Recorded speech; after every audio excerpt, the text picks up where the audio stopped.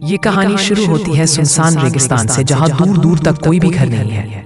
यहाँ तक कि कोई इंसान भी नहीं है। इस इलाके में सिर्फ एक ही घर है और वो घर है रघु का, जो कि रेलवे का एक गेटमैन है, जिसका काम ट्रेनों को हरी झंडी दिखाना होता है।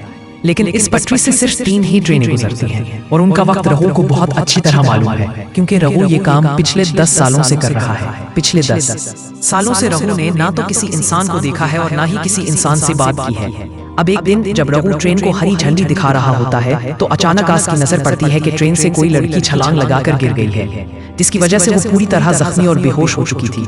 इसलिए रघु इस लड़की को कांधे पर उठाकर अपने घर ले आता है। रघु के लिए ये बहुत बड़ी बात है, क्योंकि पिछले 10 सालों से इसने किसी भी इंसान को नहीं देखा था और आज 10 साल के बाद इसने किसी इंसान को देखा है। इसलिए वो इस लड़की को छूने की कोशिश करने लगता है, लेकिन तभी अचानक वो लड़की होश में आ जाती है और रघु को देखकर पूरी तरह खौफजदा हो जाती है। लड़की अपना नाम चैताली बताती है। रघु उसे कहता है कि तुम ट्रेन से गिर गई थी, इसलिए मैंने तुम्हें यहाँ ले आया, क्योंकि बाहर बहुत ज्यादा धूप थी और तुम बीमार हो सकती थी। रघु चैताली से पूछता है कि आखिर तुम ट्रेन से कैसे गिरी?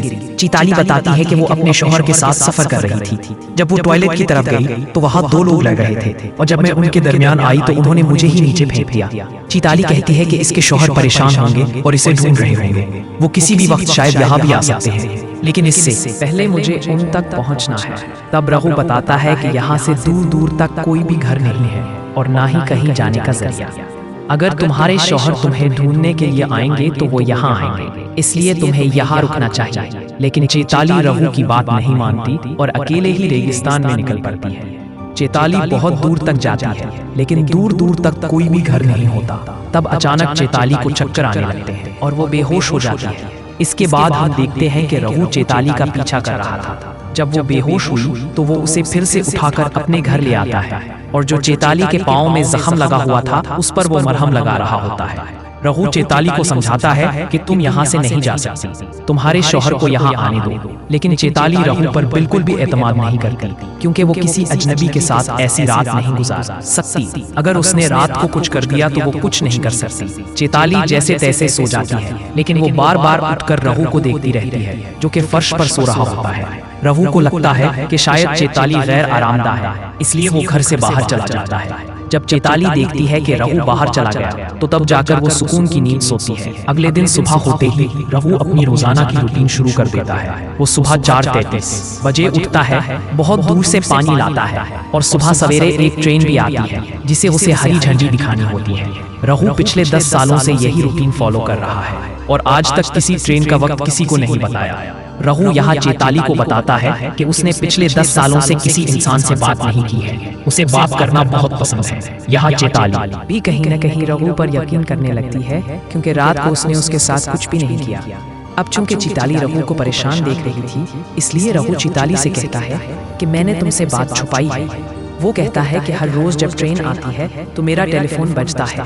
दरअसल वो टेलीफोन सिर्फ इनकमिंग कॉल्स के लिए है, आप किसी को कॉल नहीं कर सकते। जो कॉल्स आती हैं आप सिर्फ उनसे बात कर सकते हैं। अगली बार जब टेलीफोन बजेगा तो मैं उन्हें तुम्हारे बारे में बता दूंगा, ताकि तुम्हारे शौहर तुम्हें आसानी से ढूंढ ले। कुछ ही देर बाद वो टेलीफोन बजता है और जब रघु उन्हें चैताली के बारे में बताने वाला होता है, तभी चैताली अचानक कॉल काट देती है। चैताली बताती है कि उसे ट्रेन से नहीं फेंका गया, बल्कि वो खुद ट्रेन से छलांग लगाई, क्योंकि वो अपने शौहर से भाग रही थी। वो एक साइकियाट्रिस्ट है और इसी ने उसके शौहर का इलाज भी किया है। उसके बाद चैताली अपने फ्लैशबैक की कहानी बताना शुरू करती है। वो बताती है कि कुछ साल पहले संचो नाम का एक पेशेंट मेरे पास आया, जो कि काफी डिप्रेशन में था, क्योंकि उसकी बीवी ने खुदकुशी कर ली थी। ये सदमा संचो बर्दाश्त नहीं कर सका और वो सदमे में चला गया, पर डिप्रेशन से बाहर ही नहीं आ पाया। इसलिए चैताली ने उसका इलाज किया, लेकिन ये ट्रीटमेंट इतना आसान नहीं था। ये चैताली का पहला केस था, इसलिए उसने बहुत ज्यादा वक्त संचो को दिया। आहिस्ता आहिस्ता संचो नॉर्मल होने लगा और चैताली और संचो दोस्त बन गए। और अब चूंकि चैताली ने संचो को बहुत ज्यादा वक्त दिया और संचो भी मुकम्मल तौर पर ठीक हो गया, तो ये दोनों एक दूसरे को पसंद करने लगे। कुछ दिनों बाद उन्होंने शादी कर ली। चैताली के फैमिली मेंबर्स बिल्कुल भी ये नहीं मान रहे थे, क्योंकि संचो पागल है और वो कभी भी अपनी हालत में वापस जा सकता है। लेकिन चैताली उनकी बात नहीं मानती और संचो से शादी कर लेती है। शादी के कुछ वक्त बाद ही संचो अपना रंग बदलने लगता है। वो चैताली के साथ ऐसा बर्ताव करने लगता है कि वो पागल लगने लगता है, साथ ही वो उसे मारने भी लगता है। संचो की ये रोजाना की रूटीन बन चुकी थी। वो रोजाना नशा और ड्रग्स करता और अपनी बीवी चैताली को मारता। चैताली भी उससे मुकम्मल तौर पर परेशान हो चुकी थी। इस तरह संचो चैताली की जिंदगी खराब करने लगा था। जहाँ चैताली अब रघु पर एतमाद करने लगती है, इसलिए वो नहाने जाती है। रघु बहुत दूर से पानी ले आया था और जब चैताली नहा रही होती है तो रघु चुपचाप देखता रहता है। जब चैताली नहाकर अंदर आती है तो रघु उसे अपने कपड़े देता है और पूछता है कि तुम्हारी पीठ पर जो जख्म का निशान है वो कैसे लगा। चैताली समझ जाती है कि रघु ने उसे नहाते हुए देखा था। वो बताती है कि ये जख्म का निशान भी उसके शौहर ने ही दिया है। उसके बाद वो अपने फ्लैशबैक की कहानी आगे बढ़ाती है। वो बताती है कि उसने बहुत दिन तक संचो का टॉर्चर सहा, लेकिन एक दिन उसे संचो की डायरी मिल गई जिसमें उसने सब कुछ लिखा था। वो डायरी पढ़कर चैताली को पता चलता है कि संचो की बीवी ने खुदकुशी नहीं की थी, बल्कि संचो ने ही अपनी बीवी को मारा था और साथ में एक अस्पताल की नर्स को भी मारा था, जिसके बारे में भी उसने डायरी में लिखा था। लेकिन तभी संचो आ जाता है। वो चैताली को डायरी पढ़ते हुए देख लेता है और उसे बहुत मारता है। और पुलिस से बचने के लिए संचो चैताली को अपने साथ ट्रेन से कहीं ले जा रहा होता है। और इसी दरमियान चैताली ने ट्रेन से छलांग लगा दी थी। उसके बाद कहानी प्रेजेंट में आ जाती है। चैताली ने अपनी पूरी कहानी बता दी होती है। ये सब सुनने के बाद रघु कहता है कि तुम्हारी और मेरी कहानी एक जैसी है। मेरी भी दुनिया में कोई नहीं और तुम्हारी भी। हम आराम से यहाँ जिंदगी गुजार सकते हैं। लेकिन चैताली को समझ नहीं आता कि रघु का मतलब क्या है। तब ट्रेन का वक्त होता है और रघु झंडी दिखाने के लिए चल जाता है। उसके बाद चैताली रघु का हाथ पकड़ती है। वो उसके लिए खाना बनाती है और उसके कमरे की सफाई भी कर देती है। तब चैताली के हाथ कुछ ऐसा लगता है कि वो मुकम्मल तौर पर हैरान रह जाती है। उसे अखबार की कुछ कटिंग मिलती है जिसमें लिखा होता है कि एक शख्स 4 लोगों को मार कर फरार हो गया था। और चैताली को यहाँ ये भी पता चलता है कि रघु ने किसी दूसरे रघु की शनाख्त चोरी की है, जो पहले इसी लेवल क्रॉसिंग पर गेट मैन के तौर पर काम करता था। ये सब जानने के बाद चैताली रघु की तरफ चाकू लेकर बढ़ती है। लेकिन तब रघु चैताली से कहता है कि तुम्हें डरने की जरूरत नहीं, तुम्हें सच्चाई बताता हूं। उसके बाद रघु की कहानी फ्लैशबैक में जाती है और वो अपनी कहानी बताने लगता है। वो बताता है कि मेरी माँ ने मेरे लिए एक लड़की पसंद की थी और पहली मुलाकात में मैंने उसे अपनी सारी सच्चाई बता दी। मैंने बताया कि मैं एक लड़की से मोहब्बत करता था, लेकिन उस लड़की ने मुझे धोखा दिया और एक अमीर आदमी से शादी कर ली। और जिस लड़की से मैं शादी करने वाला था उसका कोई बॉयफ्रेंड नहीं था और वो भी मुझसे शादी के लिए राजी हो गई। इसके बाद मेरी शादी हो गई और कुछ 1 माह के बाद मेरी बीवी अपने एक कजिन को बुलवा लेती है। वो इसलिए कि मेरे कुछ खेत थे जहाँ काम करने के लिए मुझे बहुत मेहनत करनी पड़ती थी, इसलिए मेरी बीवी ने अपने कजिन को यहाँ काम करने के लिए बुलाया।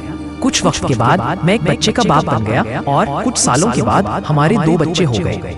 इसके बाद मेरी बीवी ने मुझसे कहा कि मुझे और बच्चे नहीं चाहिए, इसलिए तुम अपनी नसबंदी करवा लो। मैंने अपनी बीवी की बात मानते हुए डॉक्टर के पास जाकर नसबंदी करवा ली, लेकिन डॉक्टर ने बताया कि तुम्हें नसबंदी की जरूरत नहीं क्योंकि तुम बाप ही नहीं बन सकते। ये सुनकर मैं हैरान रह गया। फिर जब मैं अपने घर पहुंचा तो और भी ज्यादा हैरान हुआ क्योंकि मेरी बीवी और उसका कजन एक साथ थे। ये देखकर मैं समझ गया कि मेरी बीवी का अफेयर है और जो 2 बच्चे हैं वो भी उसी कजन के हैं, मतलब मेरी कोई फैमिली ही नहीं। ये सब देखने के बाद मैं बहुत ज्यादा दुखी हुआ और मैंने उन चारों को मार दिया। अब कहानी वापस प्रेजेंट में आ जाती है जहाँ रघु चैताली को बताता है कि शायद मेरी जगह पर कोई और होता तो वो भी यही करता। अब चैताली भी रघु को हिम्मत देने लगती है और उसे सपोर्ट करने लगती है। वो कहती है कि तुम्हारी जगह पर कोई और भी होता तो वो भी यही करता।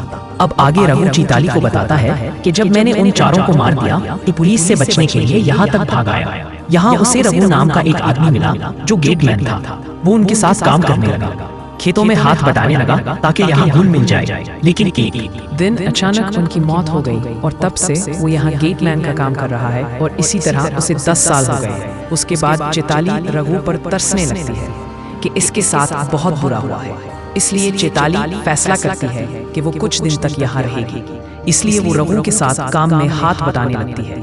उन्हें पानी के लिए बहुत दूर जाना पड़ता है, लेकिन फिर भी चैताली पानी लेने जाती है। और जब चैताली बहुत दूर पानी लेने जाती है और रघु रेलवे क्रॉसिंग पर होता है, तब संचो अपनी बीवी को ढूंढते हुए यहाँ आ जाता है। वो रघु से पूछता है कि क्या तुमने यहाँ किसी औरत को देखा? रघु साफ इनकार कर देता है। वो कहता है कि मैंने किसी भी औरत को यहाँ नहीं देखा।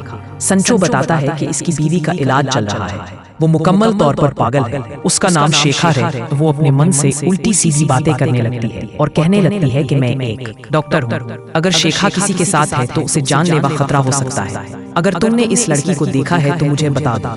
मेरी बीवी शेखा का इलाज चल रहा है और मेरा नाम डॉक्टर संचो है। ये सब सुनने के बाद रघु यकीन नहीं कर पाता कि आखिर किस पर इत्मीनान करे और किस पर नहीं। ये सब सुनने के बाद रघु फौरन वहां जाता है जहां चैताली गई थी, परगो उसे बताता है कि ये शेख कौन है। वो समझ जाती है कि इसका शौहर संचो यहाँ आ चुका है। यहाँ चेताली उसे समझाने की कोशिश करती है कि शेख उसकी बीवी का नाम है और उसकी बीवी को वो मार चुका है। जैसे तुम्हें बताया गया वैसा ही वो सबको मना कर लेगा और मेरे बारे में मालूम कर लेगा, और अगर मैं इसके पास गई तो वो मुझे मार देगा। यहाँ रघु पर इत्मीनान नहीं हो रहा होता, लेकिन कहीं ना कहीं चेताली की ये बात समझ आती है। इसलिए चेताली कहती है कि हम एक काम करते हैं, हम पुलिस को भूल जाते हैं। लेकिन रघु फौरन मना कर देता है। वो कहता है कि पुलिस यहाँ नहीं आएगी क्योंकि रघु खुद फरार हुआ मुजरिम। तो अब वो दोनों वापस जाते हैं, जहाँ संचो चेताली को अपने साथ वापस ले जाने लगता है। जाते जाते चेताली रघु से कहती है कि मैं तुम्हारे साथ कुछ वक्त गुजारना चाहती हूँ, लेकिन तुमने मुझे समझा ही नहीं। सब सुनने के बाद रघु संचो से कहता है कि तुम अपनी बीवी को मार ही दोगे, इससे बेहतर है कि तुम अपनी बीवी मुझे दे दो ताकि हम खुशी खुशी यहाँ रह सकें। रघु और संचो बात कर रहे होते हैं कि अचानक चेताली संचो पर हमला कर देती है, जिसकी वजह से वो बुरी तरह जख्मी हो जाता है। और जब चेताली रघु से कहती है कि तुम तो मुझ पर भरोसा ही नहीं करते, ये सुनकर रघु संचो को जान से मार देता है। अब जब वो उसे दफन करने जा रहा होता है तो उसकी जेब से एक स्लिप निकलती है जो अस्पताल की होती है, जिसमें लिखा होता है कि डॉक्टर संचो और उसकी पेशेंट शिखा। इसका मतलब ये है कि साइको कोई और नहीं बल्कि चेताली है, जिसका असल नाम शिखा है, और शिखा का ही इलाज चल रहा होता है और डॉक्टर संचो उसका इलाज कर रहा था। तब अचानक चेताली रघु पर हमला कर देती है और उसे मारने की कोशिश करती है, लेकिन रघु को मारना आसान नहीं था, बल्कि रघु ने ही चेताली को जान से मार दिया। और यहाँ एक बहुत बड़ी चीज जाहिर होती है। दरअसल असल में साइको रघु ही था। यहाँ बताया जाता है कि रघु जिस लड़की से मोहब्बत करता था और जिसने उसे धोखा दिया, वो अमीर आदमी के साथ शादी कर गई। रघु ने उन दोनों को मार दिया था और साथ में उनके बच्चों को भी मार दिया था। यहाँ तक कि इस जगह के असल रेलवे क्रॉसिंग बस कि रघु को भी मार दिया। आप इस बारे में क्या सोचते हैं? क्या साइको रघु था, चेताली या संचो? ये फैसला आप पर है। आप मुझे नीचे कमेंट्स में जरूर बताएं कि असल साइको कौन था। इसके साथ ही ये मूवी खत्म हो जाती है। अगली कहानी आप किस मौजू पर सुनना चाहते हैं? मुझे नीचे कमेंट्स में जरूर